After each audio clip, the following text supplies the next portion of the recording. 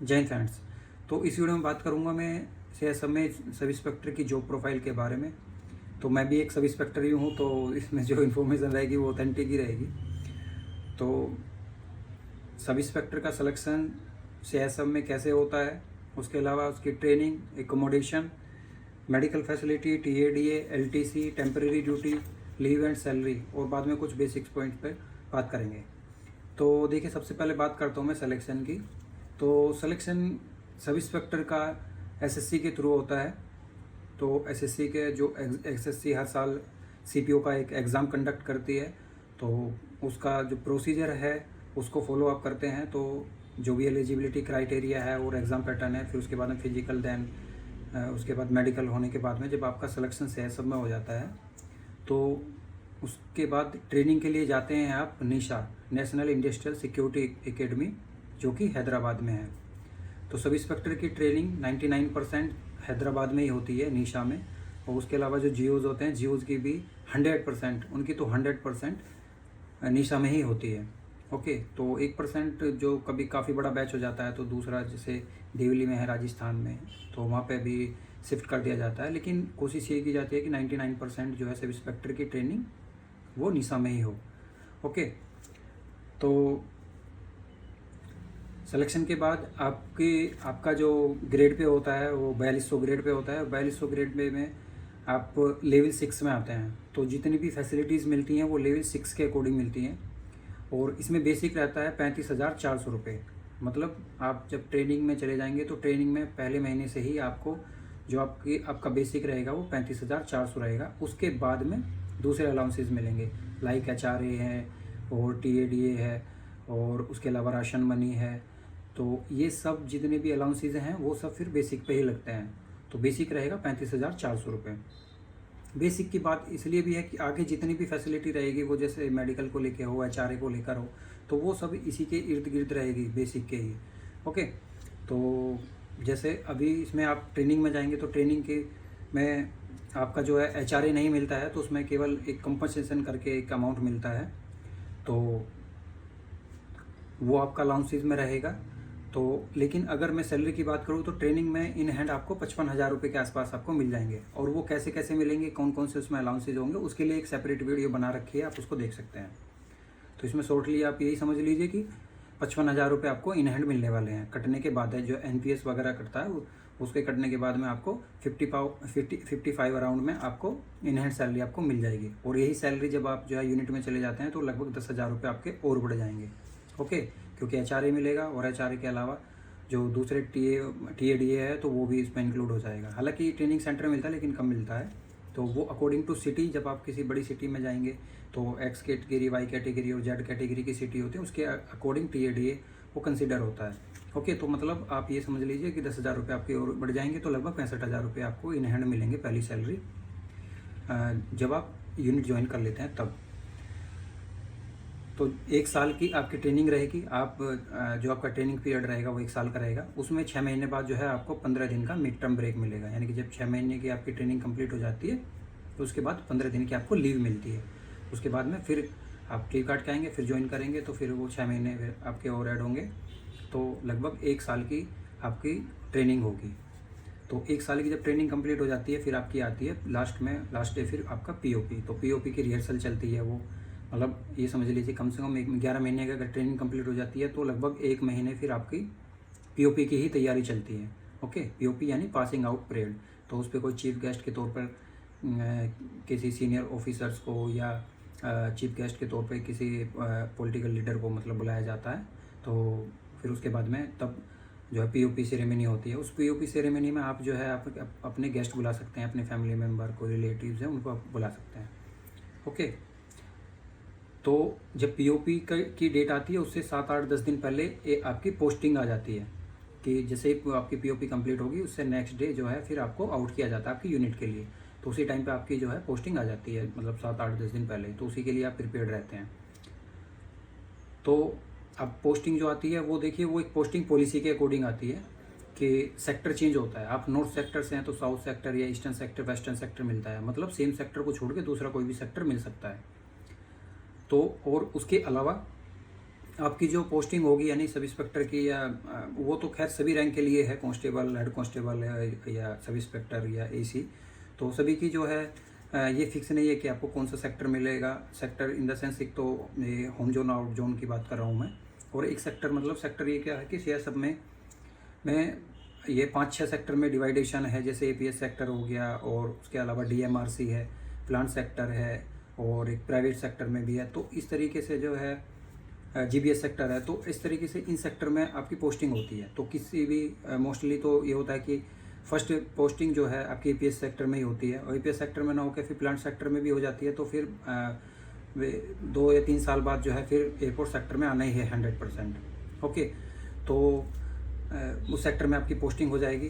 Posting का यह है हो किसी भी सेक्टर में, लेकिन आपकी जो है आपको आउट जोन जो है 12 साल काटना होगा। फर्स्टली आउट जोन जो है 12 साल का होता है, उसके बाद में फिर 10 साल का आउट जोन होता है, फिर 12 साल के लिए आप जो है अपने होम जोन में आते हैं। ओके, तो किसी भी आप सेक्टर में जाएंगे लेकिन 10 साल के लिए जाएंगे। फिर बात करते हैं आपके एकोमोडेशन के। तो जब आप जो है यूनिट में चले जाते हैं, तो यूनिट में जाने के बाद में देखिए 2 तरीके से एकोमोडेशन होता है। तो या तो एक यूनिट जहाँ जिस भी यूनिट में जाएंगे वहाँ पर या तो बैरिक्स होंगे या रूम होंगे, और उसके अलावा जो ये फैमिली क्वार्टर्स भी होते हैं।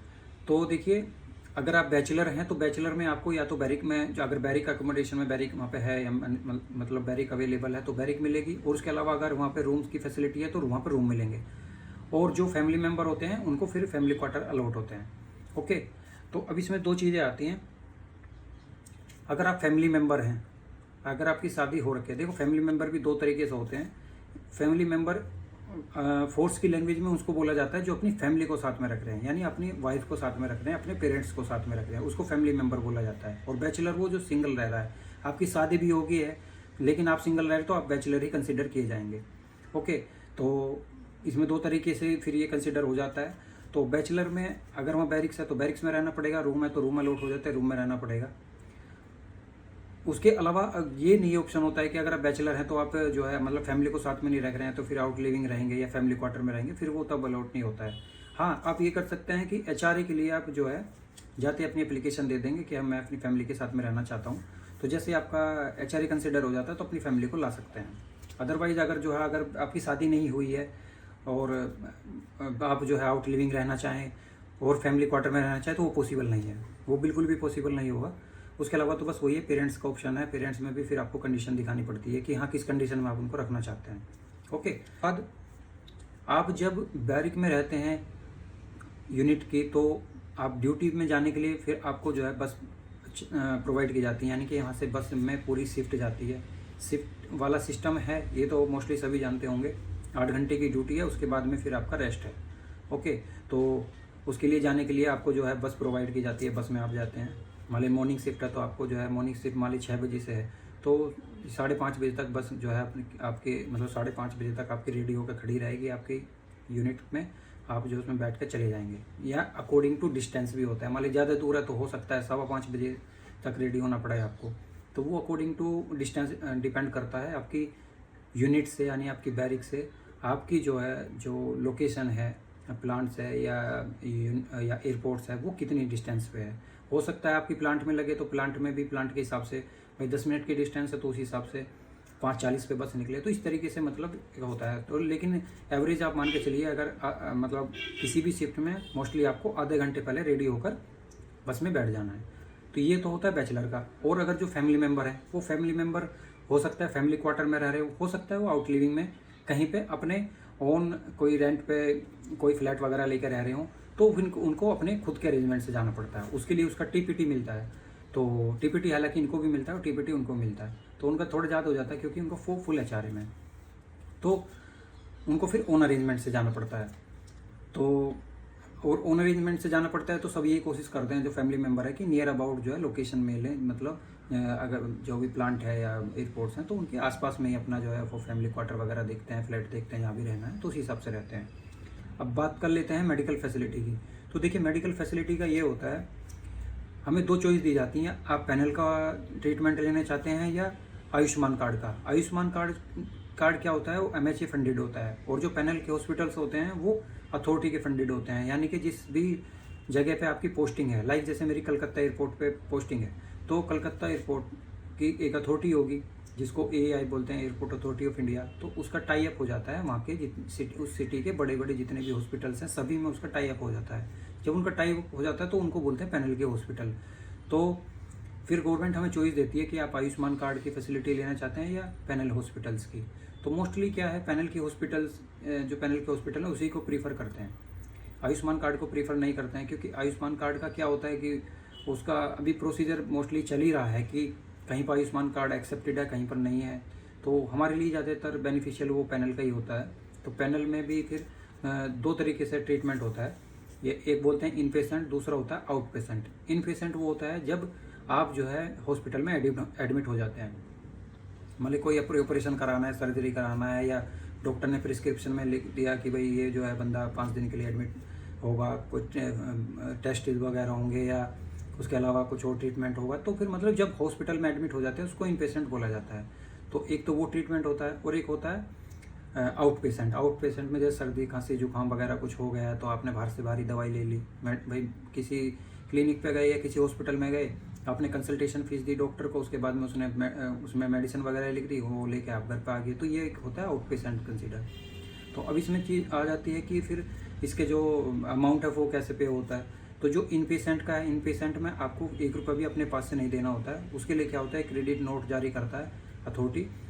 जैसे आपको कोई सर्जरी करानी है तो आप जो है कंसर्न किसी भी जो भी पैनल के हॉस्पिटल हैं, लगभग 20, 25, 30, 50 तक होते हैं, तो आप किसी भी हॉस्पिटल में जिसमें जाएंगे उसमें जाके आप बोलेंगे सर मेरा ये ट्रीटमेंट होना है, मतलब अपना कंसल्टेशन कराएंगे उसी डॉक्टर से, और फिर वो बता देंगे कि हाँ भाई ये सब ट्रीटमेंट होना है आपका, या जैसे भी आप बताएंगे वहाँ जो डॉक्टर बताएगा, तो आप वहाँ पे एक मेडिकल कार्ड बन जाता है आपका स्टार्टिंग में ही। तो यह हालांकि मैं बाद में बताऊँगा कैसे होगा। तो मेडिकल कार्ड आपका बना हुआ होता है, उस मेडिकल कार्ड की एक जीरोक्स वहाँ पे देते हैं, फिर आप जो है अथॉरिटी को इन्फॉर्म कर देते हैं। तो हालांकि इनका ये काम जो है एक वहाँ पे फाइनेंस सेक्शन होता है हर हॉस्पिटल में, वो उनका काम होता है, बस एक मेडिकल जो कार्ड है उसकी एक फ़ोटो कॉपी देते हैं वहाँ पे, और फोटो कॉपी देने के बाद में वो कंसर्न अथॉरिटी को भेज देते हैं कि सर ये इतना एस्टिमेट है। तो मतलब आपको किसी 1 रुपये में नहीं देना, उसमें क्या बस यूज़ एंड थ्रो का, जैसे कुछ ग्लव्स वगैरह इंजेक्शन वगैरह कुछ ऐसे यूज़ होते हैं तो उसका कुछ पे करना पड़ता है। तो ये मान लीजिए अगर कोई बिल बना है तो उसका कोई 5% मान लो 10% तक इतना आपको पे करना पड़ता है, बाकी सारा ट्रीटमेंट वहाँ से होता है। उसके अलावा फिर आउट पेशेंट की बात करें तो आउट पेशेंट में एक सब इंस्पेक्टर को जो है लगभग 21,000 रुपये आपको आउट पेशेंट का अमाउंट मिलता है। मान लीजिए एक मतलब कि 1 साल में आप जो है 21,000 रुपये का ट्रीटमेंट जो है आप बाहर से करा सकते हैं। मान लीजिए कहीं पे गए और आपका 1,000 रुपये लगा, कंसल्टेशन फीस होगी और आपने मेडिसिन वगैरह ली, तो 1,000 रुपये लगे तो उसको आके वो एक पेपर होता है बिल क्लेम करने का, उसमें मेंशन कर दो, उसमें जाके फिर वो अपने जो पीएस सेक्शन होता है उसमें जो है ऑफिस में अपना जमा कर दो, तो वहाँ से वो आपका फिर अथॉरिटी को जाके वो बाद में क्लेम हो जाता है। मतलब तो आता तो 2-3 महीने में है वो पैसे, लेकिन फिर वो क्लेम हो जाता है अकॉर्डिंग टू CGHS रेट। अब CGHS रेट क्या है? CGHS रेट होता है सेंट्रल गवर्नमेंट हेल्थ स्कीम। मतलब ये होता है कि जैसे मतलब सेंट्रल गवर्नमेंट ने कुछ डिसाइड करके रखा है CGHS रेट पे कि उसी स्कीम के अकॉर्डिंग मतलब पैसे मिलते हैं CAPF में, पूरी वो CAPF पे लागू होती है। कि जैसे अभी रिसेंटली जो है जैसे डॉक्टर की जो कंसल्टेशन फीस जो है उसको पहले 350 रुपये थी, अभी लगभग 400 रुपये हो गई है। तो इस तरीके से मान ली डॉक्टर जो है 400 रुपये की किसी कंसल्टेशन फीस है तो 400 रुपये रिटर्न हो जाएंगे, 450 तो 400 ही होंगे। मतलब CGHS रेट 400 रुपये है और किसी डॉक्टर की फीस है 500 रुपये, तो फिर आपको 400 रुपये उस केस में होंगे रिटर्न। तो इस तरीके से क्लेम होता है। तो और लेकिन जो मेडिसिन होता है मेडिसिन का 100% मिल जाता है। मतलब दवाई अगर आपकी 1,010 रुपये की बैठी है तो 1,010 रुपये ही वो रिटर्न हो जाएंगे। ओके, तो ये CGHS रेट होता है। उसके अलावा जितनी भी अपने आपके डिपेंडेंट है, जैसे आप लाइक आपके फादर मदर गवर्नमेंट जॉब में नहीं है, आपकी छोटी सिस्टर है, तो ये सब आपके डिपेंडेंट कहलाते हैं। तो इस केस में आप जो उनका डिपेंडेंट कार्ड बनवा सकते हैं, डिपेंडेंट कार्ड बनवा के अपना मेडिकल कार्ड बनवा सकते हैं, उनकी भी ट्रीटमेंट आप ले सकते हैं। कैंटीन कार्ड का भी यही है, आप डिपेंडेंट देखा जो भी आपके डिपेंडेंट आप सर्विस बुक में मेंशन कराएंगे उन्हीं सबके डिपेंडेंट कार्ड बनेंगे, वो उसकी फैसिलिटी ले सकते हैं। उसके अलावा बात करते हैं TADA की। तो TADA एक सब इंस्पेक्टर को अकॉर्डिंग टू रैंक और अकॉर्डिंग टू लेवल 1,000 रुपये पर डे मिलता है। यानी कि जब TADA का मतलब आप टेम्परेरी ड्यूटी में आप कहीं जाते हैं तो टेम्परेरी ड्यूटी होती है कि एक यूनिट से दूसरी यूनिट में कहीं जाना, कोर्स के लिए जाना, कोई भी किसी तरह की कोई इलेक्शन ड्यूटी, एआई सबमिट, मतलब दुनिया भर के जो है इवेंट्स वगैरह होते हैं। तो जब आप डिटेल हो जाते हैं कहीं पे जाने के लिए, तो आप जिस दिन वहाँ से आउट होते हैं और नेक्स्ट जब तक आप यूनिट में अपने रिपोर्ट करते हैं पेरेंटल यूनिट में, तो उस तब तक वो पूरा काउंट होता है, और वो जितने भी दिन आप बाहर रहते हैं तो उसका जो है 1,000 रुपये पर डे के रूप में फिर आपको मिलता है। तो लाइक जैसे मैं ही इलेक्शन ड्यूटी गया था, तो मैं लगभग जो है 50 डेज़ रहा, तो लगभग 50,000 रुपये के आसपास जो है वो मेरे अकाउंट में वो आ गया। तो इस तरीके से जो है पूरा। और हाँ, इसके साथ साथ ये होता है कि आने जाने की बात करें तो आने जाने के लिए आपको जो है एक सब इंस्पेक्टर को फ़्लाइट और ट्रेन की बात करें तो उसमें सेकंड एसी, और प्राइवेट बस की बात करें तो उसमें जो भी चार्जेस है वो सब, उसमें तीनों ऑप्शन आपके लिए अवेलेबल रहते हैं। मतलब एक सब इंस्पेक्टर अवेलेबल रहते हैं, वो उनमें से किसी को भी कर सकते हैं। लेकिन ये होता है कि आप मिनिमम रेट की करें, जैसे फ़्लाइट करनी तो मिनिमम रेट की कर लें। जो ट्रेन है, ट्रेन आप किसी भी कॉस्ट पर कर सकते हैं, और राजधानी का टिकट कर लो, चाहे कोई भी टिकट आप उसमें कर सकते हैं। उसके अलावा बस की बात करें तो बस भी आप जो है प्राइवेट बस कर सकते हैं, जो स्लीपर बस होती है उसको कर सकते हैं। उसका जो है बिल आप लेके रखिए, और नहीं भी है तो आप उसको बस जो क्लेम करते हैं तो उसका क्या है, आपका टिकट भी नहीं लगाओगे तो उसमें क्या है, जो सेकंड एसी का जितना भी चार्ज फेयर होता है वो फेयर आपको मिल जाता है। तो आप स्लीपर बस से आओ, सेकंड एसी से आओ या फ्लाइट से आओ, मतलब आपकी मर्जी होती है जब जब टेम्परेरी ड्यूटी में जाते हैं। उसके अलावा जो कनेक्टिंग रोड होती है, जैसे मान लीजिए आप जो है कलकत्ता से मुंबई जा रहे हैं, तो कलकत्ता से मुंबई चले गए, बाई ट्रेन जा रहे हैं लाइक, तो कलकत्ता से मुंबई गए, या तो मुंबई से फिर उस पास में कोई यूनिट है आपकी, वहाँ से मान लीजिए 10 किलोमीटर है। मुंबई में मान लीजिए रेलवे स्टेशन पे उतरेंगे, तो रेलवे स्टेशन पे तो यूनिट है नहीं, और कहीं दूसरी जगह पे यूनिट है, तो बीच में मान लीजिए 5-10 किलोमीटर है। तो उसमें क्या, फिर आप जो है टैक्सी कर लो, कैब बुक कर लो, या ऑटो से चले जाओ, आपकी मर्जी है। लेकिन आप जब बिल क्लेम करेंगे तो फिर आप उसकी डिस्टेंस मेंशन करके लिखेंगे, उसमें लिख दो टैक्सी, और टैक्सी का मिल जाता है 30 रुपये पर किलोमीटर। तो 10 किलोमीटर मान लीजिए है तो आपका 300 रुपये वो उसमें क्लेम हो जाएगा, आप कैब करके जो है, चाहे आपका कितना भी रेट आया हो। उसके अलावा एलटीसी की बात करें तो एलटीसी वो सभी रैंक के लिए सेम है, 1 साल में एक बार एलटीसी मिलता है। तो उसमें एलटीसी में 8 साल तक होता है ये, तो एक बार यानी साल में एक बार आपको अप डाउन का जो है आपको पूरा फेयर मिलता है।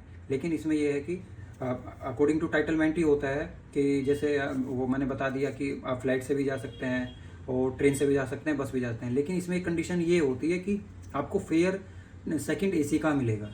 आप बस से चले जाओ, फ्लाइट से चले जाओ, या ट्रेन से चले जाओ, लेकिन फेयर आपको जो सेकंड एसी का है वो ही मिलेगा।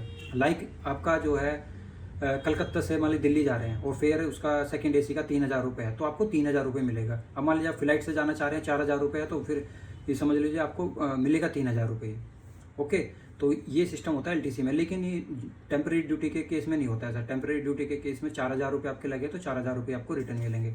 और टेम्परेरी ड्यूटी में ये भी होता है कि डिपार्टमेंट अपनी तरफ से भी आपको टिकट करके दे देता है। ओके, उसके बाद में बात करते हैं ड्यूटी आवर्स की। तो ड्यूटी आवर्स जो है 8 घंटे है। ABC शिफ्ट चलती है, सुबह 6 से 2, 2 से 10, और 10 से सुबह 6 बजे तक। ओके, तो वो चाहे जो है आप प्लांट सेक्टर में हैं या एयरपोर्ट सेक्टर में, किसी भी सेक्टर में हैं, तो वहाँ पे जो है 8 घंटे की ड्यूटी होती है।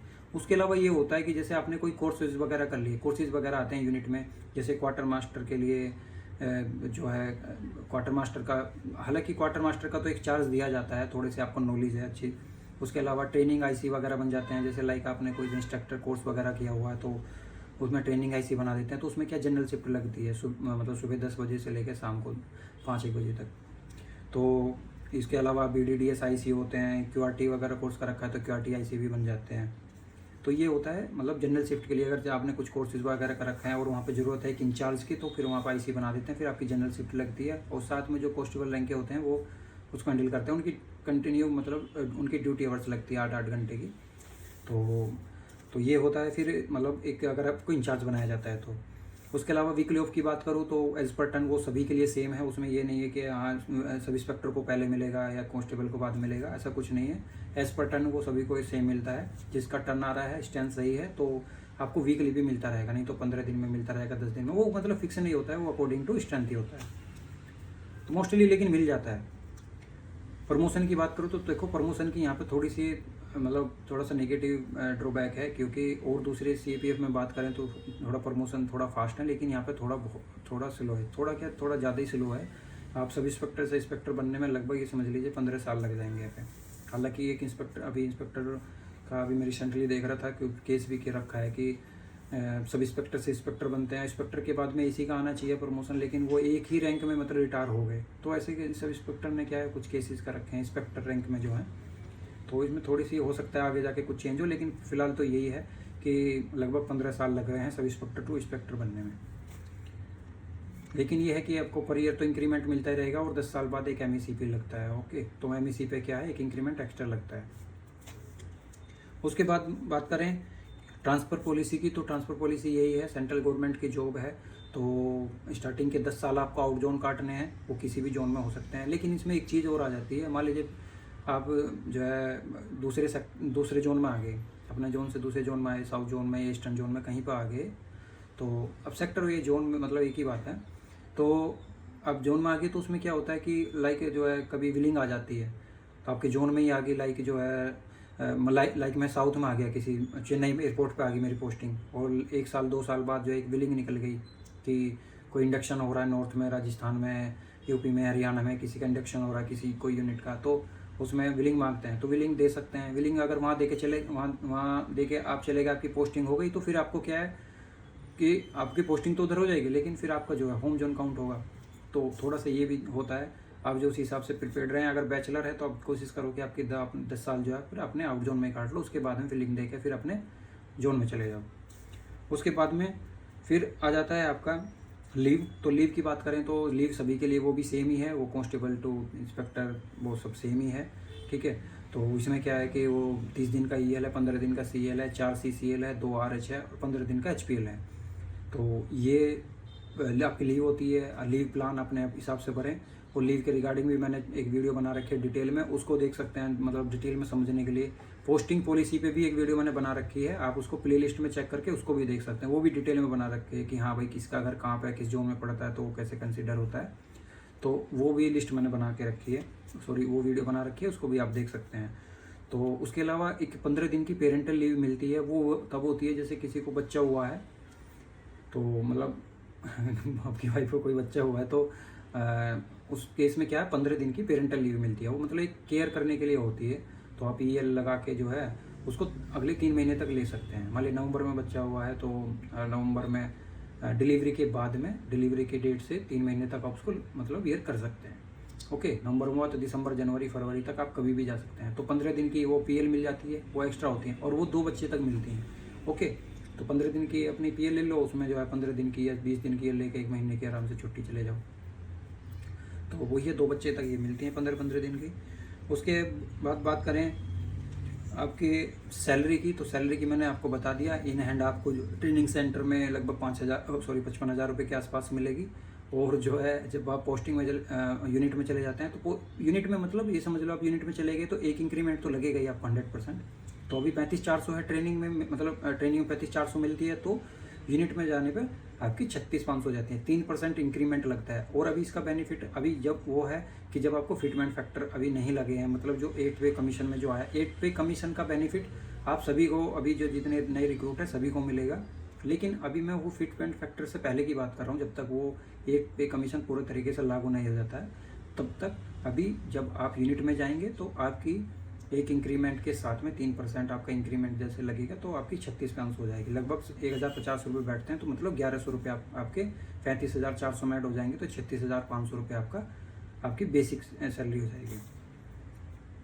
तो मतलब पूरा अलाउंसेस वगैरह लगाएं तो आपकी बेसिक सैलरी जो है लगभग 65,000 रुपये के करीब आपकी पहली सैलरी जो है आप यूनिट में जाने के बाद आपकी बनेगी। और उसके अलावा दूसरी चीज़ें और होती हैं इसमें, जैसे आप जो है हार्ड एरिया में चले गए हैं या कहीं हिल एरिया में आपकी कहीं पोस्टिंग आ गई है, तो हिल अलाउंस होता है, हार्डशिप अलाउंस होता है, वो एक अलग चीज़ है, ठीक है। जैसे एक मैं बता रहा था कि अपनी सैलरी को 1.5 गुना तक कैसे कर लें, तो श्रीनगर एयरपोर्ट पर जिनकी पोस्टिंग आई है या जो विलिंग दे गए हैं, आप उनसे पूछेंगे तो आपकी जब आप यूनिट में जाओगे तो आपकी 65,000 रुपये बनेगी, जिसमें कोई एक्स्ट्रा अलाउंसेज नहीं है, नॉर्मल एक बेसिक सैलरी हो जाती है। लेकिन अगर यही आप श्रीनगर में किसी से बात करेंगे तो वहाँ पर देखेंगे तो 1,10,000 रुपये है, क्योंकि उसमें क्या है 21,700 रुपये वो वहाँ का हार्डशिप अलाउंस है। तो आपकी नॉर्मल जो 65,000 बनी, उनकी नॉर्मल 65,000 तो बनेगी, उसमें 21,000 रुपये और ऐड कर लीजिए तो 85,700 के करीब हो गया। और उसके अलावा वहाँ पे डबल एचआरए होता है। डबल एचआरए का मतलब एक एचआरए तो उसको मिलता है वहाँ पे 20% है वहाँ पे, और तो बेसिक का 20% मिलेगा, प्लस जो है एक एचआरए मिलता है जहाँ उसकी फैमिली रहती है। लाइक मान लीजिए दिल्ली में रहती है तो दिल्ली का एचआरए मिलेगा, तो लगभग 1,00,000 रुपये करीब वहाँ पे इन हैंड सैलरी हो जाती है। तो ये हो जाता है एक जो है विदाउट आपका अलाउंसेज, मतलब एक नॉर्मल सैलरी जो है आपको, आप किसी भी नॉर्मल यूनिट में जाएंगे तो 65,000 रुपये आपकी बनने ही बननी है। उसके अलावा अब मैं बात करता हूँ कुछ बेसिक्स पॉइंट की। तो जैसे बेसिक्स पॉइंट में मैं सबसे पहले आपको बताऊँ, जब आप यूनिट में चले जाएंगे मतलब आफ्टर द ट्रेनिंग, तो ट्रेनिंग में वहाँ पे यूनिट में जाने के बाद सबसे पहले मेडिकल कार्ड के लिए आपको अप्लाई करना है। आपको वो ऑफिस में, मतलब एक यूनिट का एक ऑफिस होता है, ऑफिस वाले आपको बोलेंगे सर मेडिकल कार्ड के लिए ये आप जो अप्लाई कर देना। अब वो आपकी मर्जी आप कब अप्लाई कर रहे हो, ओके। तो वो आपसे बार बार प्रेशर नहीं करेंगे क्योंकि ये आपका अपना इशू है, ठीक है। तो उनसे पूछ लेना कि क्या क्या डॉक्यूमेंट्स की ज़रूरत पड़ेगी, सर वो मुझे बता दो, तो वो चीज़ें आपको जो है आप उनको तैयार करके आप मेडिकल कार्ड के लिए अप्लाई कर देना, ओके। तो जैसे मान लिया अपना बनवाना है या अपने डिपेंडेंट का बनवाना, तो उनके आधार कार्ड वगैरह लगेंगे, फ़ोटो लगेंगे, वो सब मतलब जो फॉर्मेलिटीज़ हैं वो पूरी करके आप मेडिकल कार्ड के लिए अप्लाई कर देना। दूसरा, जो एचआरए में है, मतलब एचआरए लेना चाहते हैं, एचआरए जिनकी जो है शादी हो चुकी है, वो भी जिस दिन ज्वाइन करें, ये तो उनके लिए बहुत इंपॉर्टेंट पॉइंट है। जिनकी शादी हो रखी है वो जिस दिन ज्वाइन करें उसी दिन एक एप्लीकेशन लिख दें एचआरए के लिए, अपना रैंक, अपना सीएसएफ नंबर वगैरह डाल के, और फिर जो है उसमें एक मेंशन कर देना कि मैं अपनी फैमिली के साथ में रहना चाहता हूँ। ये सब कुछ इसमें मैटर लिखने के बाद एक एप्लीकेशन वहीं ऑफिस में जमा कर देना, तो आपकी सीनियरिटी लग जाती है। सीनियरिटी उसके लिए लगती है फुल एचआरए के लिए, क्योंकि स्टार्टिंग में आपको रिड्यूस एचआरए के लिए परमिशन मिलेगी, फिर बाद में फिर आपको जैसे ही आपकी सीनियरिटी मतलब दूसरे बंदों की पोस्टिंग आएगी तो सीनियरिटी में आपका पहला नाम आ जाएगा, फिर आपका फुल एचआरए हो जाएगा। फुल एचआरए का मतलब ये होता है, जैसे मैंने बता दिया, रिड्यूस एचआरए में 5% कम मिलता है, उसमें 5% ज़्यादा मिलता है, तो मतलब फुल एचआरए में आपको फुल मिलेगा।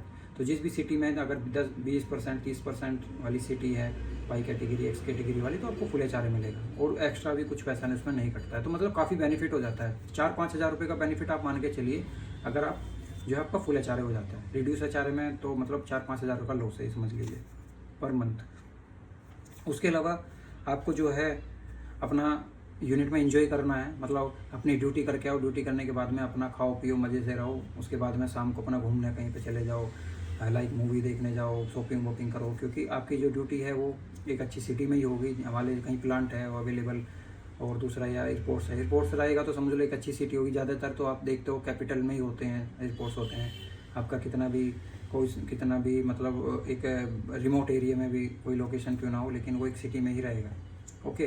तो जैसे नॉर्थ ईस्ट में भी जाओगे तो गुवाहाटी में है, तो असम में है, मेघालय है तो शिलोंग में है। तो मतलब कहने का मेरा ये है कि आप एक अच्छी सिटी में रहेंगे तो वहाँ पे आपको वहाँ की फैसिलिटीज़ आपको यूज़ करनी है जो भी वहाँ पे अवेलेबल हैं, ओके। तो और तीसरा आ जाता है फिर आपका जैसे लिक्कर का यूज़ है, तो लिक्कर का यूज़ बहुत मतलब आपको इस तरीके से करना है कि मतलब यूनिट में ज़्यादा किसी को ना पता लगे, और सीनियर्स को मतलब जो आपके आरआई वगैरह होते हैं तो उनकी नॉलेज में ना जाए, इस तरीके से मतलब खाना पीना करना है, लेकिन इतना ही कि बस अपने तक इजाज़त पता हो, ज़्यादा ये नहीं कि आप ड्रामा कर रहे हैं, ओके। तो इस तरीके से नहीं करना है। उसके बाद में कोर्सेज होते हैं, जैसे इंडोर कोर्स हो गया, WTO कोर्स हो गया, WTOT होता है, PTTOT होता है, उसके अलावा एक कम्युनिकेशन कोर्स होते हैं। तो ये कोर्स अगर आते हैं तो इन कोर्स को आप कर सकते हैं। जैसे आपकी इच्छा है कि हाँ, जैसे अभी आप ट्रेनिंग सेंटर में जाओगे तो वहाँ पे एक PTO होता है, जो PT के लिए तो PTI होता है, फिजिकल ट्रेनिंग इंस्ट्रक्टर। उसके अलावा एक सब इंस्पेक्टर रैंक का होता है PTO, फिजिकल ट्रेनिंग ऑफिसर। तो वो इवेंट्स तो नहीं कराता है, लेकिन उस पर चार्ज रहता है उनका। तो जितने जैसे प्लाटून्स वगैरह होते हैं कंपनी का चार्ज दे देते हैं। तो इस तरीके से PTO अगर आप बनना चाहते हैं। ऐसे ही WTO की भी बात होती है। अब WT में आप देखेंगे जो आपको ट्रेनिंग देते हैं वो तो एक इंस्ट्रक्टर होते हैं, लेकिन एक WTO होता है, सब इंस्पेक्टर रैंक का ही होते हैं वो भी। तो जो उनकी रिपोर्ट वगैरह उनको देते हैं, यानी कि वो WT का इंचार्ज होता है। तो अगर वो बनना चाहते हैं तो WTOT कर सकते हैं। उसके अलावा इंडोर क्लास में जो पढ़ाने के लिए आते हैं वो एक सब इंस्पेक्टर रैंक के, इंस्पेक्टर रैंक के भी होते हैं, मतलब मिनिमम सब इंस्पेक्टर रैंक के होते हैं, तो उसको भी आप कर सकते हैं। उसके अलावा सबसे और मेन इम्पोर्टेंट बात, आप अपनी स्टडी करना है बढ़िया से। जो भी बंदे आगे एसी की तैयारी करना चाहते हैं, तो एक तो आप जो है अभी जो डायरेक्ट एंट्री से होता है, मतलब CAPF डायरेक्ट जो एग्ज़ाम कंडक्ट कराती है, मतलब UPSC कराती है, तो एक तो उसे उसके लिए अपनी प्रिपरेशन करते रहें। दूसरा ये है कि 4 साल के बाद में आपको LDC देने का मौका मिलेगा। अब LDC कैसे देना है, क्या क्राइटेरिया, किस तरीके से आपको प्रिपरेशन करनी है, किस तरीके से आपको जो है सर्वाइव करना है यूनिट में, उसके लिए मैंने एक सेपरेट वीडियो बना रखी है, हाउ टू बिकम AC। तो ये भी आप वीडियो देख लेना थोड़ा सा, वो मतलब आपको काफ़ी उसमें कॉन्सेप्ट आपके क्लियर हो जाएंगे। तो मैं बस इतना बता रहा हूँ इसमें कि 4 साल का क्राइटेरिया होता है, इंक्लूडिंग आपका ट्रेनिंग पीरियड। तो आपको 3 साल और इसमें कहीं भी प्लांट में रहेंगे, किसी IPS सेक्टर में, किसी भी सेक्टर में रहेंगे, तो 3 साल वो और 1 साल का ट्रेनिंग पीरियड। उसके बाद फिर आप LDC के लिए भी एलिजिबल हो जाते हैं। तो आपको 2 चांस मिलेंगे, यानी आप डायरेक्ट भी दे सकते हैं, और उसके लिए LDC का ये होता है, जैसे किसी की ओवर एज होगी तो फिर उसको LDC का ही ऑप्शन होता है। जैसे जनरल में क्या है कि 25 साल है, और OBC के लिए 38 साल है, और SC के लिए 30 साल है, SC/ST के लिए। अब मान लीजिए किसी की एज जो है 25 प्लस में होगी, तो उसके पास LDC का ऑप्शन है। ओके, तो वो क्या 30 साल तक जो है आराम से इजीली दे सकता है LDC। तो ये चीज़ें हैं, तो आप जो है इनका स्पेशली फोकस रखें, इनका अच्छे से ध्यान रखें। कोई भी ऐसा काम नहीं करना है कि आपको कोई भी छोटा मोटा कोई पनिशमेंट मिले। तो सबसे बड़ी चीज़ तो यही है कि जो मतलब डिसिप्लिन का सबसे पहला जो पॉइंट है वो यही आता है, और रूल भी यही है कि जो भी बात है, किसी भी तरह का कोई आपको इशू होता है, कोई प्रॉब्लम होती है, तो आप सीनियर से कंसल्ट करें, और सीनियर की ही बात को मानें। ओके, सीनियर जो कहता है उसको फॉलो करें। आपके जो है कभी भी आपके ऊपर परेशानी नहीं आएगी। कभी भी कोई ऐसी काम होता है तो एटलीस्ट आपको बोलने का मौका रहेगा कि हाँ सर, इंस्पेक्टर साहब ने बोला था। भाई सब इंस्पेक्टर के ऊपर सब इंस्पेक्टर हैं, एक कांस्टेबल हैं तो उसके ऊपर जो है फिर ASI हैं या हवलदार हैं। तो मतलब अगर आपके कहीं पे आपको डिसीजन भी लेना पड़ रहा है, तो आप जो है, अगर आपकी सेपरेट पोस्ट है तो आप खुद से डिसीजन ले लो, नहीं तो अगर वहाँ पे 100% जो आपके एरिया IC रहते हैं और आपके जो सीनियर है उनसे पूछ के उनसे उनके ऊपर वो डिसीजन लेने का उनको मौका देते हैं। ओके, तो इस तरीके से कुछ क्वेरी होती हैं, और बाकी जो है अच्छी ड्यूटी है, कोई दिक्कत नहीं है बिल्कुल भी। सियासत में सब बढ़िया से अपना एंजॉय कर सकते हैं अच्छे। मतलब एयरपोर्ट में तो मैं तो एयरपोर्ट का एक्सपीरियंस है, तो उसी के हिसाब से बता रहा हूँ।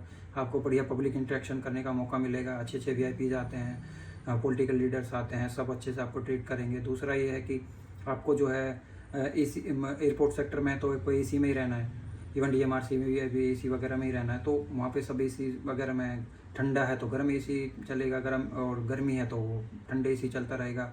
बढ़िया आप चाय कॉफ़ी वगैरह ब्रेकफास्ट वगैरह वहाँ करते हैं, कंसेशन रेट में मिलता है। तो वो सब चीज़ें इसमें आपकी जॉब में आपको देखने को मिलेगी। दूसरा एक कंसेशन से मेरे को याद आया कि कुछ लोग बोलते हैं जैसे एयरपोर्ट सेक्टर में कि फ़्लाइट फ्री होती है। नहीं, तो देखो फ़्लाइट फ्री नहीं होती है। जो फ़्लाइट का फेयर होता है उसमें 20% का डिस्काउंट होता है, वो पूरे CAPF के लिए है, नॉट फॉर CSF, वो सभी पूरी CAPF के लिए है। ITBP, BSF और SSB वो सभी के लिए सेम है, 20% का डिस्काउंट मिलता है। तो आप चाहे कितनी भी बार बुक कर लो फ्लाइट को, तो उसमें 20% का डिस्काउंट मिल जाता है।